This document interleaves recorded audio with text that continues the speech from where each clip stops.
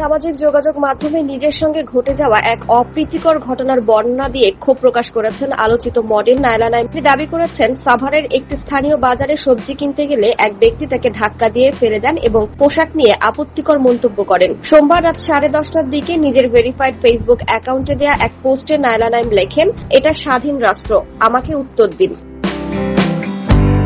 ব্যক্তিগতভাবে যারা আমাকে চেনেন সবাই জানেন আমি কতটুকু শালীন পোশাক পরে চলাফেরা করি। আমি একজন অরাজনৈতিক ব্যক্তি। পোস্টে তিনি আরো জানান, মায়ের সঙ্গে সাভারের একটি স্থানীয় বাজারে রাস্তার পাশে দাঁড়িয়ে সবজি কিনছিলেন তিনি। এ সময় টুপি পরা ও দাড়িওয়ালা মধ্যবয়সী এক ব্যক্তি হঠাৎ এসে তাকে 2 হাত দিয়ে ধাক্কা দেন। এ বিষয়ে নায়লা নাইম বলেন, মাথায় টুপি পরা দাড়িওয়ালা 42 থেকে 45 বছরের এক লোক আমাকে 2 হাত দিয়ে ধাক্কা দিয়ে ফেলে দিয়ে বলেছে আমার মাথায় পর্দা নেই, আমি কেন এরকম বাজারে বেপর্দা ঘোরাফেরা করছি। ঘটনার আকস্মিকতায় তিনি কিছু বুঝে ওঠার আগেই মাটিতে পড়ে যান বলে দাবি করেন। এতে তার হাত থেকে বাজারের ব্যাগ পড়ে যায় এবং বাম হাতে আঘাত পান।